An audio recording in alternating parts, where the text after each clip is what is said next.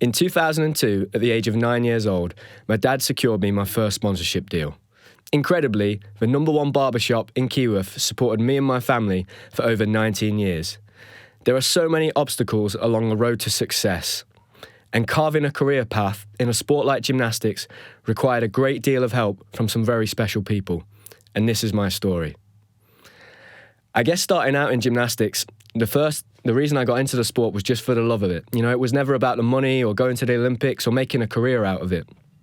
But very quickly and very early on, as I started to train more and more and the hours and the commitment from my family increased, it became clear that one of the real determining factors into whether you, I guess, make it to the very top and whether you do go on to have a successful career is the support from people around you.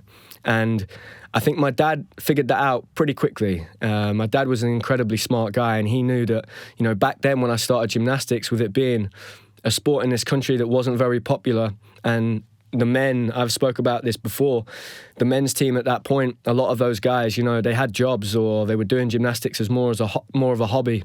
There certainly wasn't, you know, a lot of money to be made in the sport. He'd figured out that in order for him, I think more out of necessity, I'm sure a big part of it was that he wanted me to have a career, and he could see that I had the talent, and he wanted me to have the opportunity to make money from gymnastics eventually. But I think initially it was out of necessity that, you know, I had a younger brother, a younger sister, and eventually another younger sister, and in order for him and my mom to be able to financially support my dream and my goal of going to the Olympics, I was going to need support. And from, I guess, the age of about 9 years old, if I would have some success at national competition and I'd do well, even if it was locally, my dad would always, you know, there'd be news clippings of me in the Keyworth Guide or the local paper.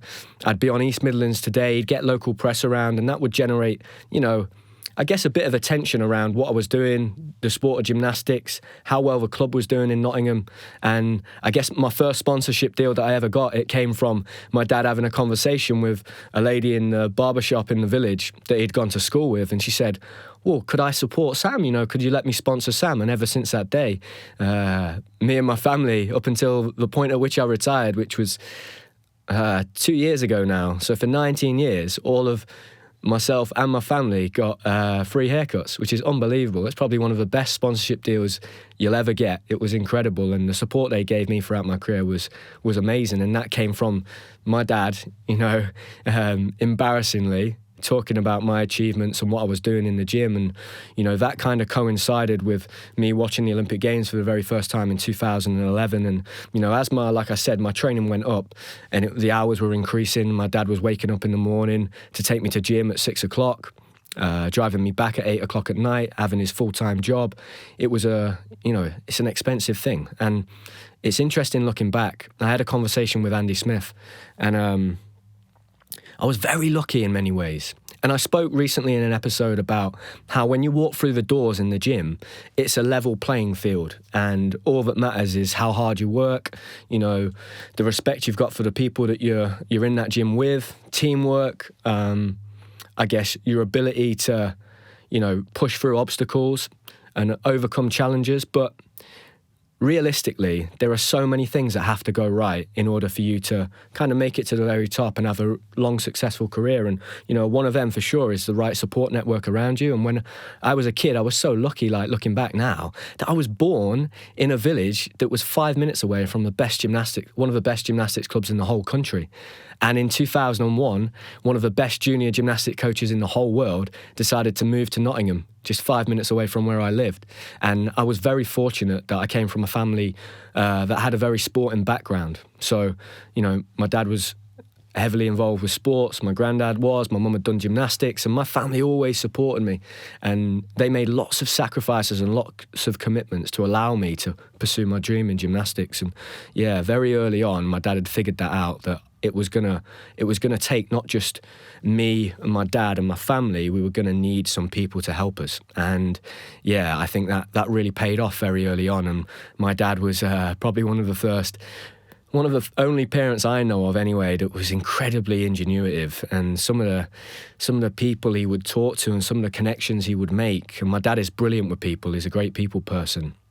And I didn't know it at the time, but, you know, he had obviously learned throughout his life and his footballing career that in a lot of the time, it's not necessarily what you know, it's who you know. And we were building up this network of people that were invested in my career and my gymnastics and, you know, supported the family and helped us. And initially, a lot of it was my family. So they would, you know, there'd be times when my dad couldn't drive me to the gym, you know, he couldn't make it that day, and people would chip in. You know, I had grandparents giving me lifts. I think everybody within my family at some point had given me a lift to training in gymnastics, or taken me to a competition, or, you know, helped me buy me some bits of equipment or new handguards or gym shoes or competition kit, or paid a competition entry. So initially it was a lot of that. And even neighbours, I remember we had a neighbour that lived behind the back of our house, and I'd always be on that trampoline doing somersaults and flips and stuff. And, you know, my mum would talk to him through the hedge. And I can remember one time he said he wrote a cheque out to me to support me in my career, to help my mum and dad. And in those early days, it really was just support from my mum and dad, because at the time, when I had just got onto the GB team, 10 years old, I'd mentioned this before, we didn't have any funding in men's gymnastics, and my parents were having to pay for me to go and train with the GB team. So they would pay for me to go to training camps. And, you know, it was a massive sacrifice, especially time. It was a huge time sacrifice for all of my family, especially my brothers and my sisters. They sacrificed a lot of their time to travel to gymnastics competitions on weekends, to sit in the car with my mum and dad, driving me to and from the gymnastics gym. But yeah, in those early days, my dad was brilliant at generating, I guess, support, financial support, sponsorship. He'd found out every little pocket of funding available.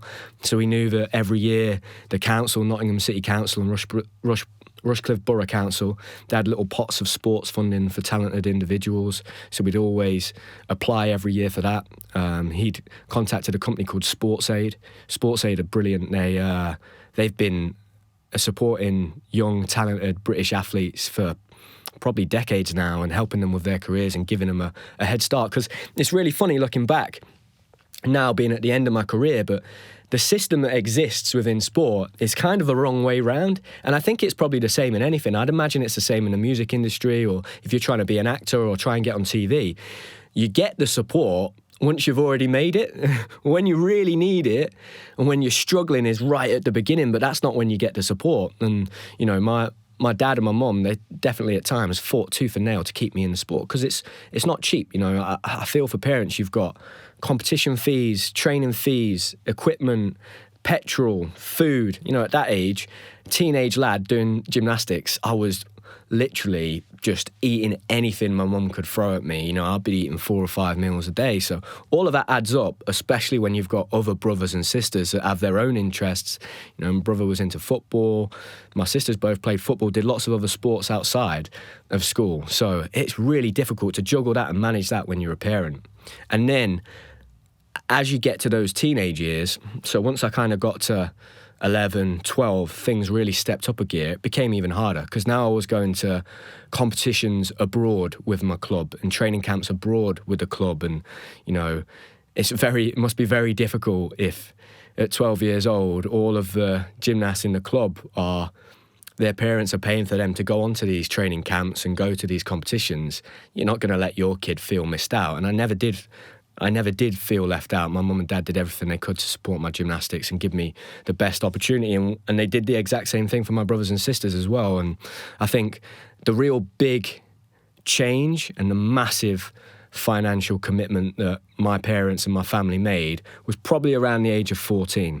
So at 14, Sergey had been offered the junior national coach job for Great Britain. And at that point, I had a decision to make. I had to decide whether I was going to stay in Nottingham and train at that gym with the head coach that was there at the time, or I was going to up and leave to a different gym where I felt I'd have a better chance of making it. At this point, we'd won the bid for London 2012. That was my goal. That was my focus. Going back to that time when gymnastics had lost its funding after the poor performance in 2004, and we'd had a real talented crop of kids at that point. My grandma, actually, this goes back to that phrase, it's not what you know, it's who you know, had basically sent a letter to a lady she used to play squash with, who had been the Minister for Sport, a lady called Sue Campbell, and she basically told her off in this letter, that you're not supporting the British gymnasts. They've got loads of talent. And I saw this lady years later, and I've literally just wrote about this in my book. And I saw her later, years later, when I was about 25, and I was talking to a group of kids, and she was there as well, and they were opening a new sports facility. And she said, "I'll never forget that letter your grandma told me." She gave me a right telling off, and then and they sent me some money. They sent my mum and dad some money. So it was, bits and pieces here from lots of different pockets of funding. It just helped keep me in the sport and helped support my mum and dad more than anything. But at that age of 14, when I made that big decision, and ultimately there were 3 gymnastics clubs at the time. So I had to choose between Hinckley, which was not far away, so that would have meant I could have stayed at my school, I could have stayed at home. They had some really good senior gymnasts at the time. They had a guy called Ruslan and a guy called Yevgeny, who were incredible, and later on I actually ended up becoming training partners with them when I moved to Loughborough. The other option was moving to Huntingdon. It was not too far away, it was about an hour and a half. We probably could make it work. We'd figured out that we could drive there and back every day. It was going to mean my mum was going to have to drive me, pick me up from school, take me and my 4-year-old sister, wait there for 7 hours and drive back. So huge time commitment from my mum and my little sister. Or the other one was Essex, and we felt in the end that Essex was just too far. They had a really good system there. They had a lot of great gymnasts, but that was kind of 2.5, 3 hours away. There was no way we could drive. My family really considered relocating and buying a house down there in Essex. But in the end, once I'd visited Huntingdon and spoke to coaches from the other gyms, and I say me, it was more my dad, my parents. I made the decision that Huntingdon felt like the right fit for me. We made that decision, and that was a huge commitment. Those first 6 months, like I said, I would jump on the bus in Keyworth, take the bus to West Bridgeford, get off, walk to school, go to school till lunchtime, and then at lunchtime I'd had an arrangement with the school that they would let me leave because I had to go down to Huntingdon to train, and my mum would drive me down there an hour and 35 minutes with my 4-year-old little sister in the car. I'd train for 6 or 7 hours and she'd drive us both back, get back knackered, do the same thing again and do that 6 days a week, and ultimately that became too much in the end. And there was a lad training there called Cameron Mackenzie, one of my real good friends, and his house was the closest house to the gym. You could literally kick a ball from his back garden and hit the gym. It was so it was perfect, and he homeschooled at the time. So we had a conversation with his family. They said they'd be willing to take me in, and yeah, the decision was made, and that meant that my family were now not having. My mum wasn't having to drive me there and back every day, so they were saving money on petrol, but it meant that we were going to have to pay for board, tuition, and food. So it was a massive commitment. And I don't know the real ins and outs, but I know that during that time, it was 2007, 2008, it was the financial crisis. And I know that the one thing that really kept my parents and me hanging on was the support of a local company called PJD. And Andy, I know Patsy and Andy, I know him as. He was my granddad's best friend, so my mother's dad's best friend, and he'd always been a big supporter of me. And he worked for this company, and he went to his manager and he told him about the situation we were in, and he said, "Look, I think we could do something really great here. It'd be really positive and support a local athlete. It's going to make a massive difference to their family that, they're driving all the way to Huntingdon every single day. He's got hopes of going to the Olympic Games." And I went in to meet those guys and the directors, and I went in with Andy and my dad, and we had a meeting, and straight away they said, "Yeah, we want to support you, we want to help you." And I mean, that was an absolute lifeline. And that all came from, that family friend that had gone and had that conversation with the manager at his work, and he must have probably felt a little bit apprehensive at the time going in and saying, "Can we sponsor this kid?"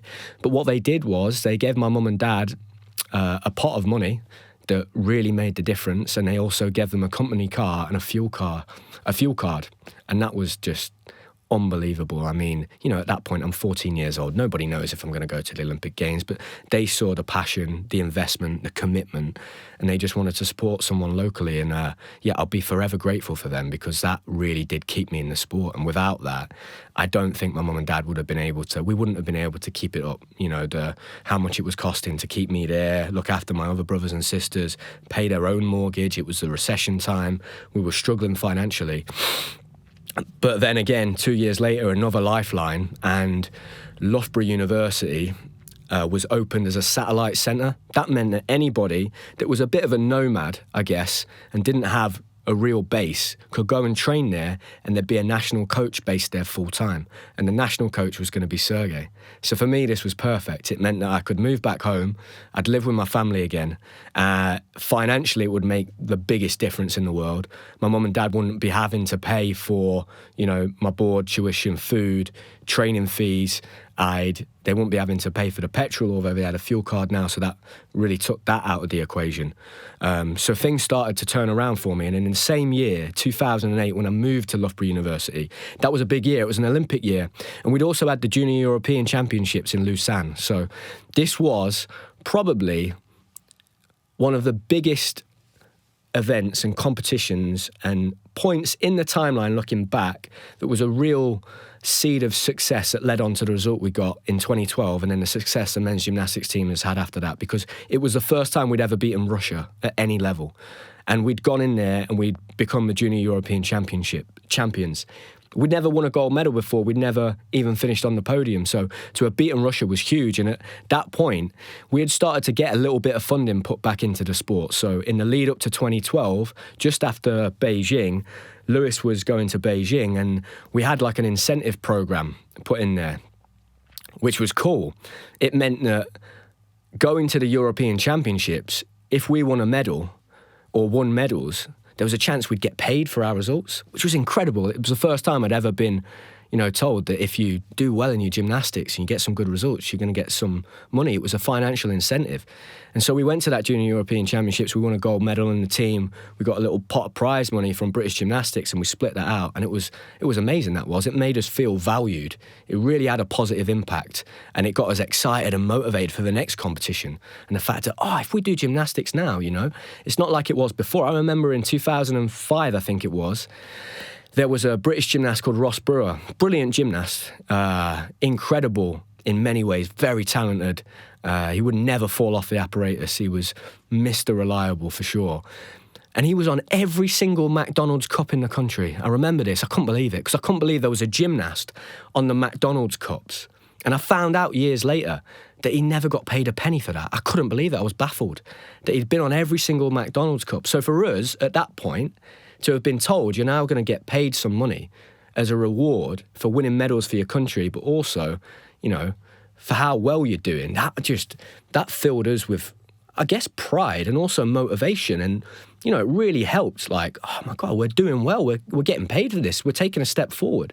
So I guess going into the end of that year in 2008, once I'd moved back, there was a lot of motivation then that, oh, wow, we're really putting British gymnastics on the map and men's gymnastics in this country. Lewis had just won a bronze medal, which was huge. That was a massive turning point. It meant that as a sport, gymnastics was going to be given some funding towards 2012, because all the money you get as a governing body, so British gymnastics in my sport, as an example, is determined off the medal success you have at the Olympic Games. So if you go to the Olympic Games and you win some medals, you're definitely going to get some money put towards your sport for the next Olympic cycle. So Lewis went there and won an Olympic bronze medal in Beijing on the pommel horse. We got a pocket of money, and that really helped us. That was massive. So we weren't having to pay to go to training camps anymore. There was a real system in place. And going into 2012, looking back now, it was a real sweet spot. It was like a golden opportunity. I didn't really know it at the time. I was only 19, but there was a lot of people around that wanted to be part of that Olympic Games. They wanted a piece of the pie, and one way they could do that was supporting young athletes. And the media exposure had increased. My dad, like I said, had been very clever when I was younger, and this continued. As I'd get success, there'd be local press come in. I remember 2008, something really cool happened. So SportsAid, one of the companies I'd mentioned before, I think they had a partnership with OCS, and it was called an OCS award.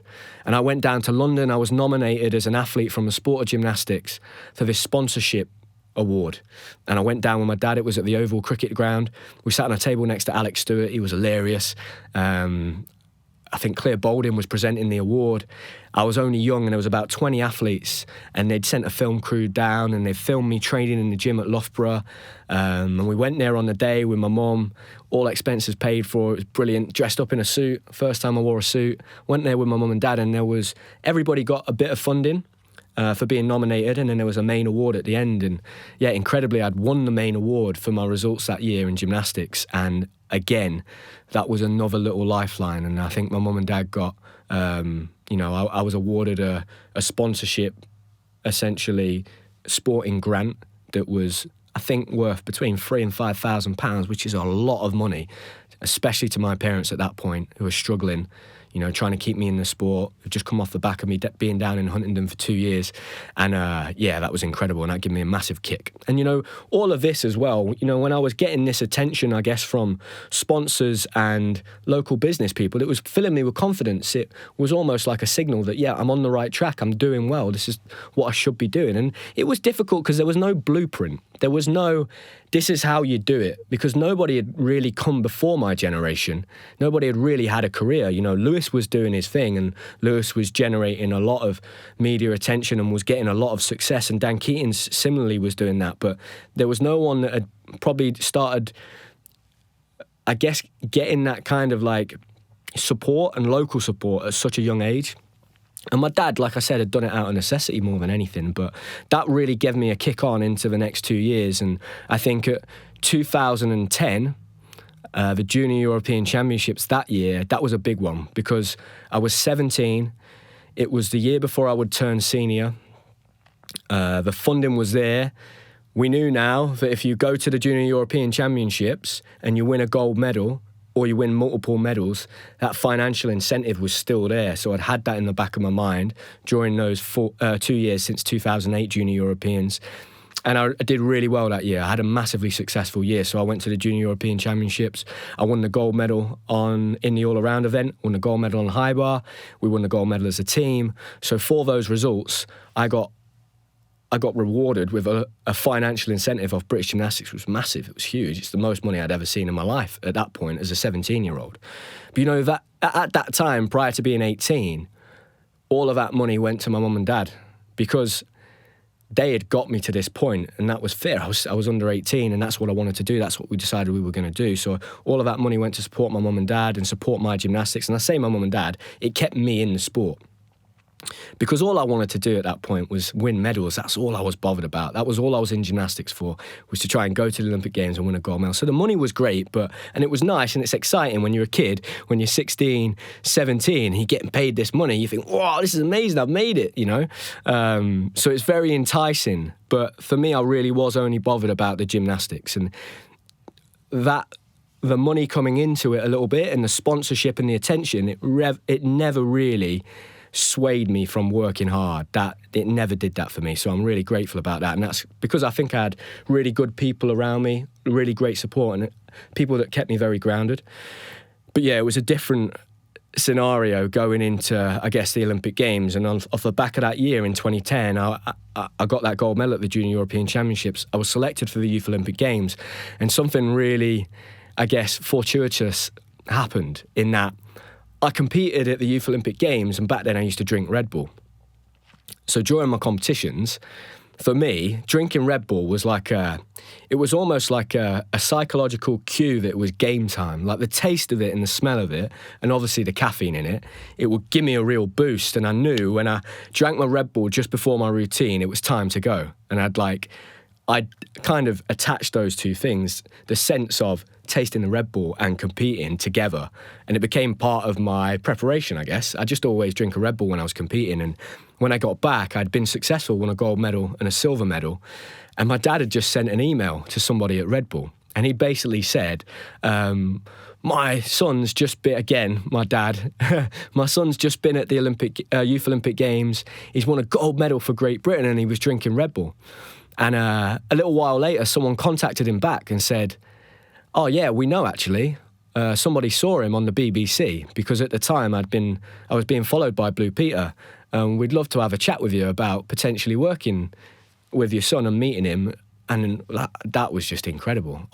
It was literally off the back of my dad sending an email, being brave enough to send an email. And how many times do you think, oh, that'd be a good opportunity for me, but I'm not quite sure, And he sent that email, and I met with Red Bull at the end of that year, and that's where things started to change and develop. And I say, the story so far has probably been the beginning. The next chunk of the story is probably the middle. And I've got to the bit now where I'm getting the success and the support and the funding and the money is starting to come in. And at this point, because of my success that year, when I went into 2011, my dad had a conversation with another gymnast dad. So Dan Keating's at the time. For sure, at that point, he was the best gymnast in the country. I'd trained with him at Huntingdon. My dad had a good relationship with him, and he said, look, I've approached Red Bull, and they're really interested in, working with Sam. We've had lots of different pockets of funding, which has been amazing. The media attention's growing. I'm not sure at this point I'm the right person to be handling all of this. Have you got any advice for me? So he spoke to Dan Keating's dad, who was brilliant and has always been a good friend of my dad's and a real support for him, because parents really didn't have that. There was no one to go to at that point when your kid starts becoming successful and they're getting all of this attention. But he was great, and he said, well, Dan's with a sports agency called Mission Sports, and I'm sure they'd be happy to have a conversation with you. So my dad spoke to Mission Sports, was put in contact with them, and they said, look, he's only 17, so we wouldn't look to work with him right now, but we can certainly advise you and help you with things. And when he gets to the point, when he turns 18, at that stage, if you feel it's the right move, we'd be happy to work with him. So 2011 comes around. I've just gone to the World Championships with the seniors at the back end of 2010. I've just turned 18. I've been put on funding for the first time, so I'd gone on to D-level funding. And how it works in gymnastics and all the Olympic sports is it's done on different criteria and different categories. So you've got A funding up here, which is a top. And this is a system that was in place when I was actively competing. I'm not sure if it's exactly the same now, but I'm pretty sure it's similar. You have A funding at the top, and normally what qualifies you for A funding is an Olympic medal or a world medal. Then you've got B funding, so that's normally a world final, a European medal. Then you have C funding. I think that's a World Cup final, or World Cup medal, European final, and then you've got D funding, which is normally done, I believe, on your potential to climb up to C, B and A funding, your potential to represent Great Britain on the international stage, potentially win medals, and it's also done on your age category. So you get to a certain age, you sit on that D-level funding. So I'd moved up to this D-level funding. So the first time in my life, there's money coming in every month for gymnastics at 18, which was amazing. And at this point, my dad and my family had kind of steadied the ship. We were out of the recession, and for the first time, that money kind of would go to me, and that was, I guess, I was earning money, and it was, which was a cool feeling. It was brilliant. And going into 2011, my dad had these conversations with Red Bull. I'd met them. I'd signed a deal with Red Bull, and from that moment on, I was a Red Bull athlete. Which was pretty cool. I mean, it was telling people you're a Red Bull athlete and drinking Red Bull all the time, and they sent me all the Red Bull kit. Red Bull kit's really cool because it's only for Red Bull athletes. You can't buy it. And it says that on the kit. That was massive for me. But it's funny because in my head, I expected that stuff. I never let it really go to my head because I was like, yeah, I'm going to go to the Olympics. I'm going to win a gold medal. This is kind of what happens. And not in an arrogant way. But the one thing that I think very early on, I didn't realise at this point, but I realised later down the line was because I was so invested and the only thing that I cared about was competing and training and not missing training.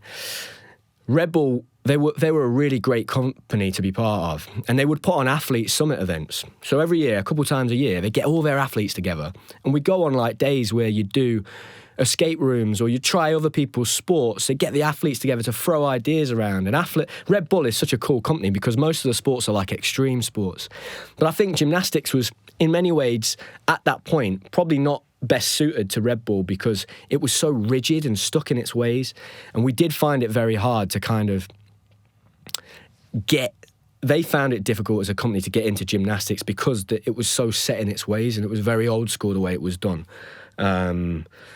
But it was an amazing partnership, and every time I'd go away, I went to Berlin for the European Championships at 18, and everyone would be like, oh, Sam, can you get some Red Bull? And Red Bull would send it to the hotel I was staying at. So I'd have like 3 crates of Red Bull. So I was like everybody's best mate because everyone had free supplies of Red Bull for the whole trip.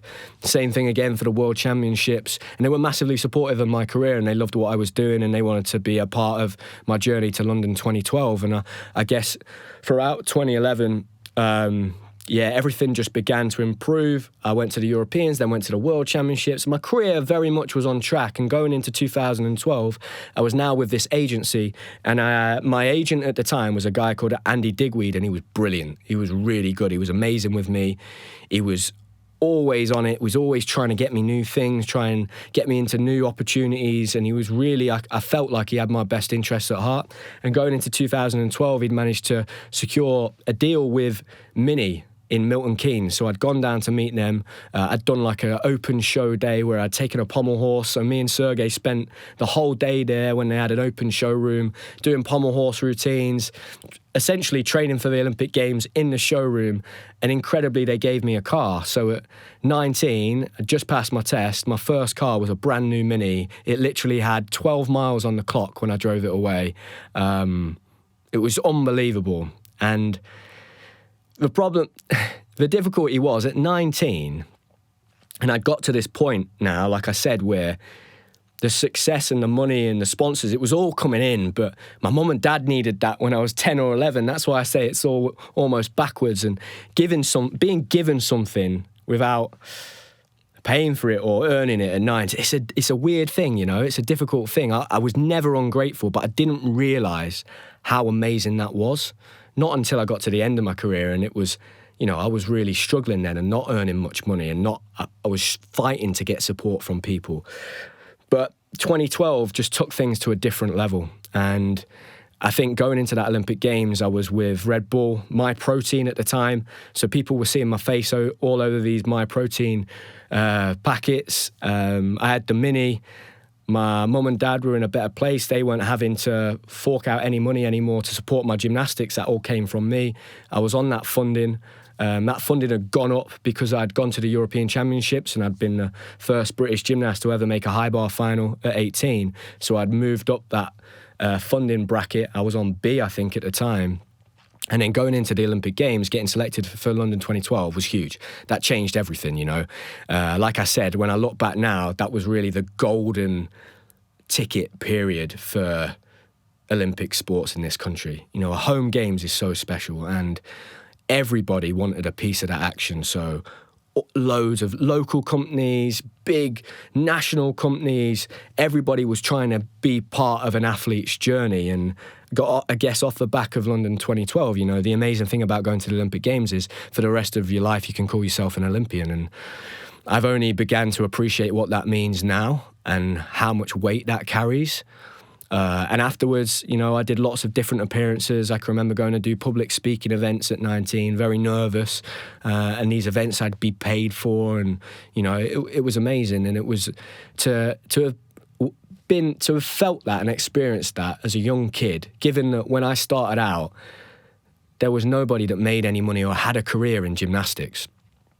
You know, and I'm so lucky that the people around me after the Olympics, they did keep me very grounded. And for the next 2 years, my career just continued. And I guess going into 2013, 2014, that's when I first got some individual success. So I won my silver medal on high bar in 2013 and then a silver medal again in 2014. And where my sponsors really came in and supported me, I think, was 2014 when I had my big injury and it all went wrong. They really stepped in. So I had the full support of the EIS team at British Gymnastics, and they were incredible. So I had almost, and that's why I say, like, being a professional athlete, especially in an individual sport, you really do need a team of people around you, and that's what it felt like I had at that point. And Sky Sports, they came in, and in 2013, I went for an interview, and it was for a really exciting opportunity to become a Sky Sports scholar. And there was shortlisted. There was 100 athletes shortlisted, and that got taken down to 20. And the 20 athletes got asked to go into Sky Sports, so Sky Sports headquarters in Osterley down in London, go in there and have an interview with the director of Sky Sports, the gentleman that was going to lead this program, a guy called Tony Lester, and a few other people that were very high up at Sky at the time and involved with Sky Sports and were part of this program. And I remember I was given a 30-minute interview time slot, and I just chewed their ears off for about an hour. And they said, "Sam, we're loving it. We're really sorry. You're supposed to only have half an hour. We're gonna have to cut the interview there. But thank you very much, and we'll get back to you shortly." So I kind of waited for 2 weeks, and they were going to take those 20 athletes that went for interviews. They were going to shortlist it down to 12, and they would be the athletes selected. And the reason this was such an incredible, incredible support package that Sky Sports were offering was that it was going to be for 4 years. And it was really clever what they did. It was going to run from 2013 to 2017.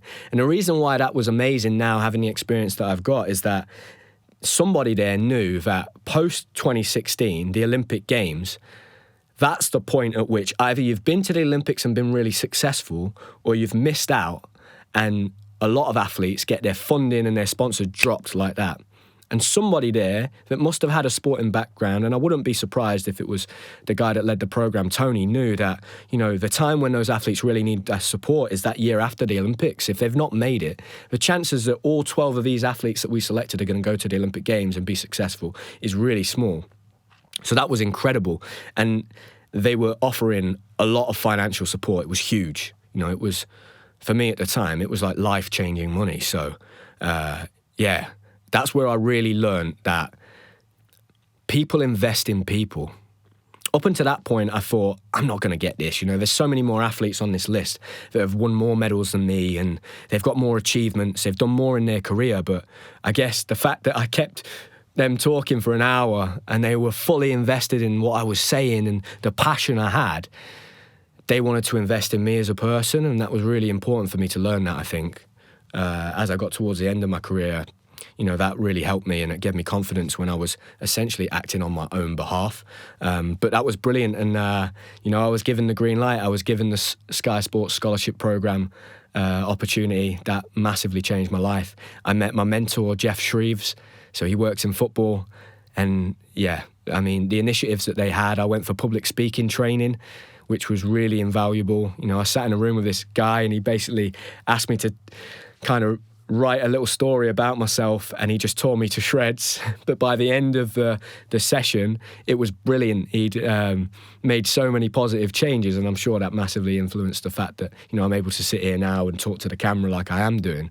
So Sky Sports were incredible. And at that point where I'd had that injury in 2014, and I'd been told by the doctor that you might not do gymnastics again on 6 apparatus, and I'm thinking my career could be over.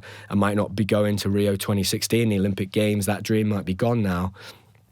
They stepped in and they supported me massively, as did Red Bull. And I went to see a specialist through Red Bull, an ankle specialist, to talk about recovery. Between Sky and Red Bull, they funded what was called a game-ready machine. It's basically like an icing machine.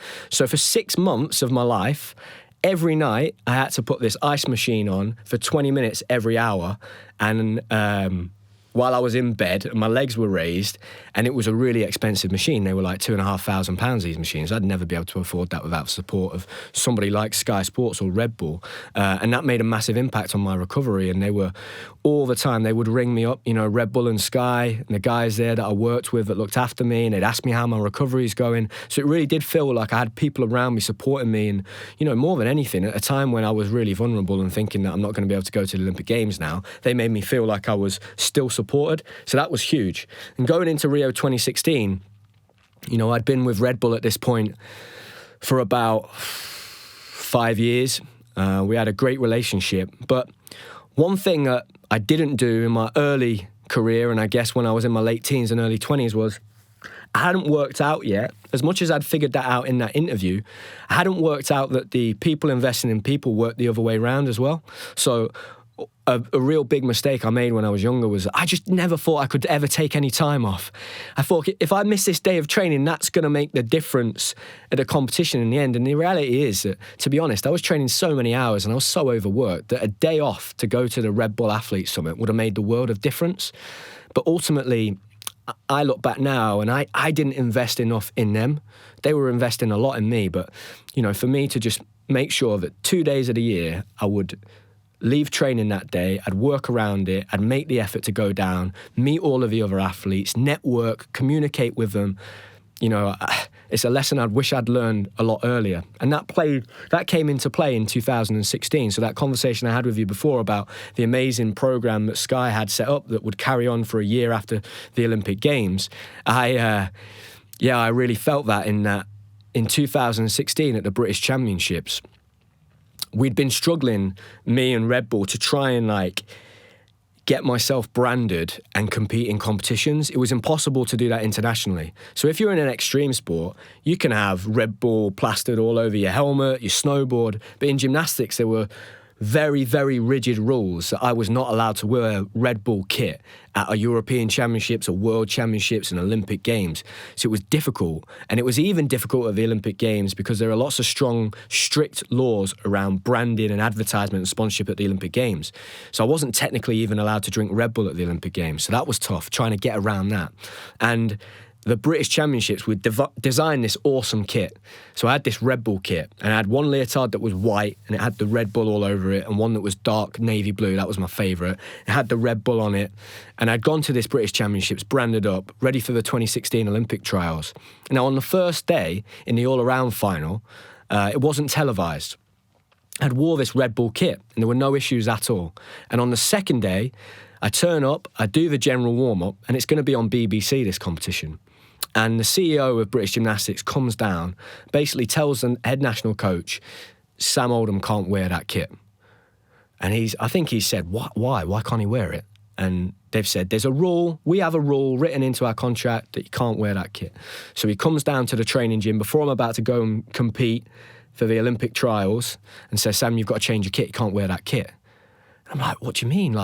This is my kit. I've not got another leotard. I don't understand. Why can't I wear it? It makes no sense. I wore it yesterday.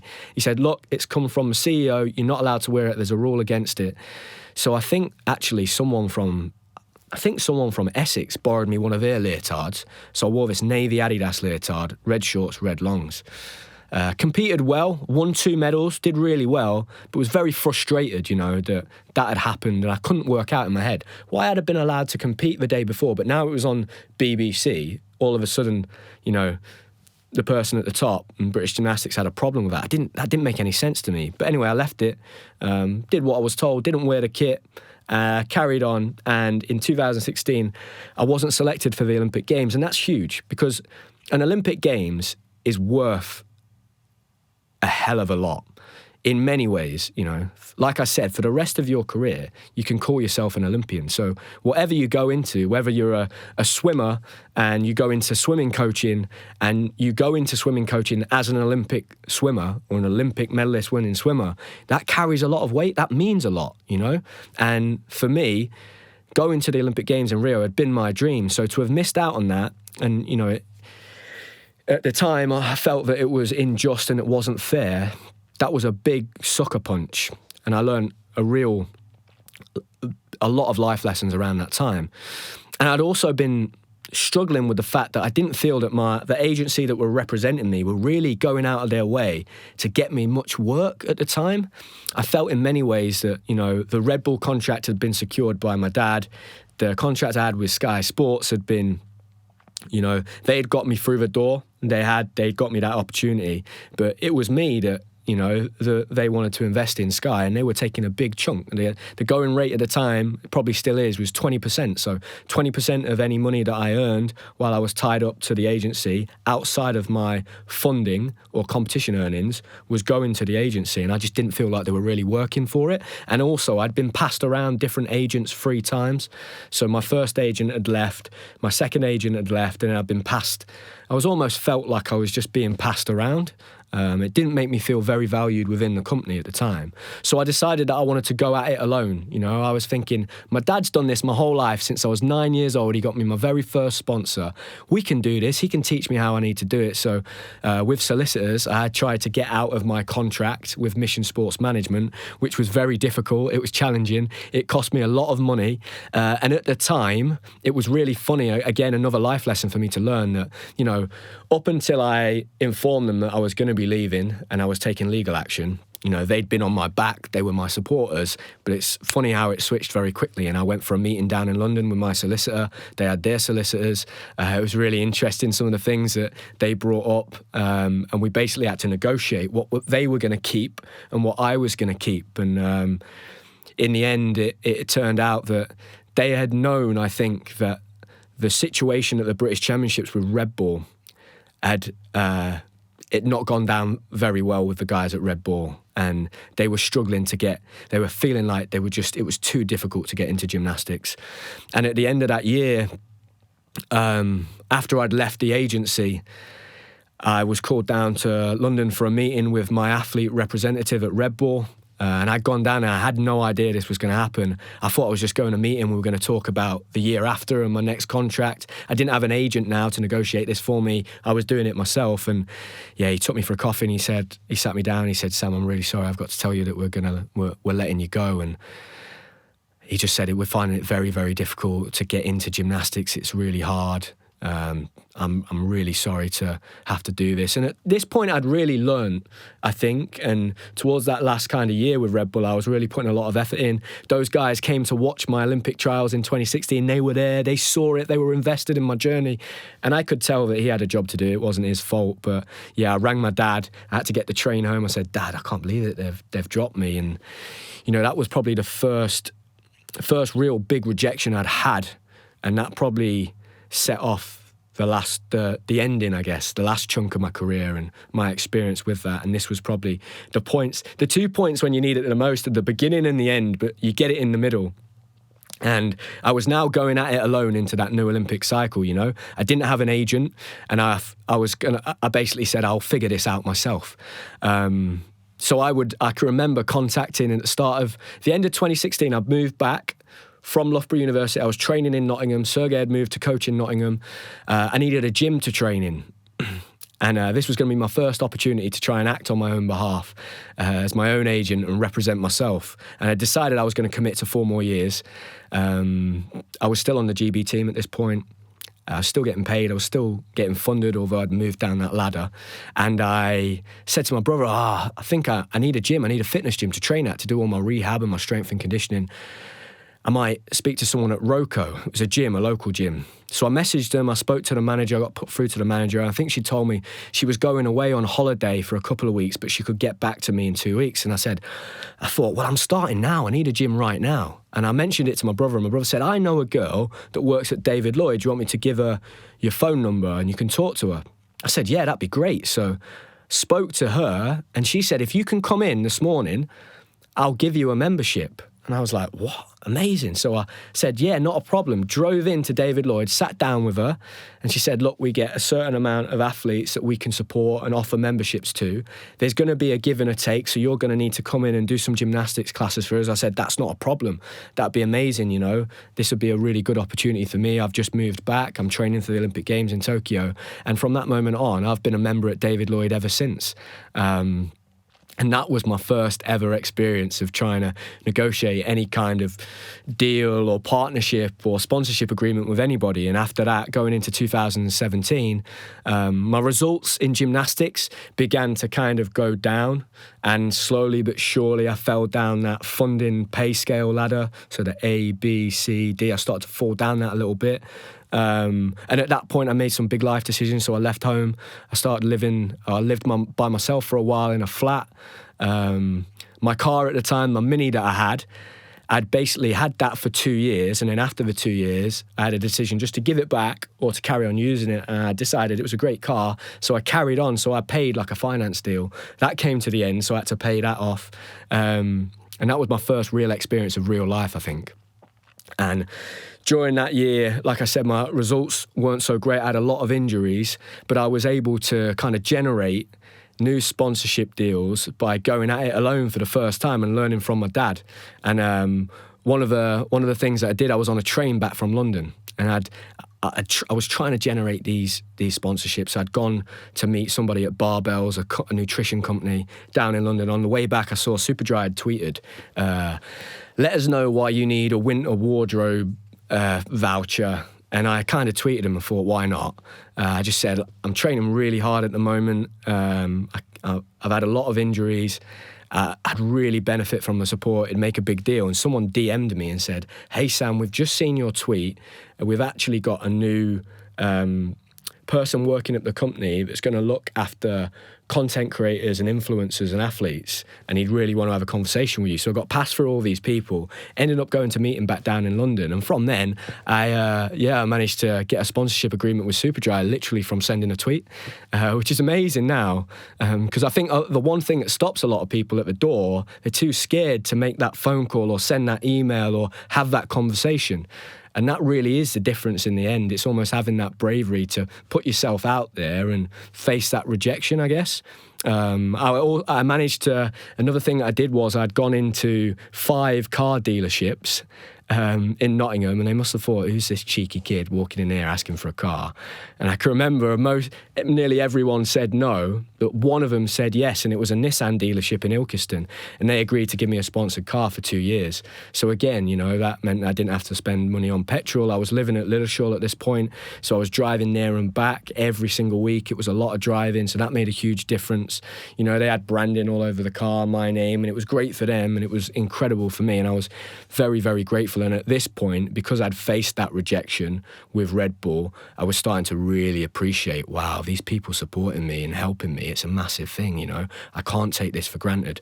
And I guess the last sponsorship deal that I really sorted out during my career was with a nutrition company called PhD, and that kind of stepped up a level. I had to go down there and almost pitch to them and negotiate money, which was really weird. I'm not very good at understanding my value and kind of what I'm worth, but a massive life skills that I'm then able to use. I didn't know it at the time, it was setting me up for life after gymnastics.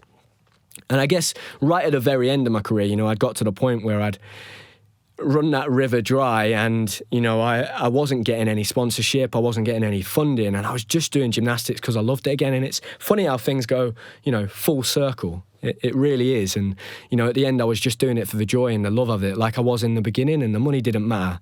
And when I retired from gymnastics, I had that moment I've spoke about before in that second lockdown in November, where I kind of felt like, hang on a minute, nobody's going to help me here.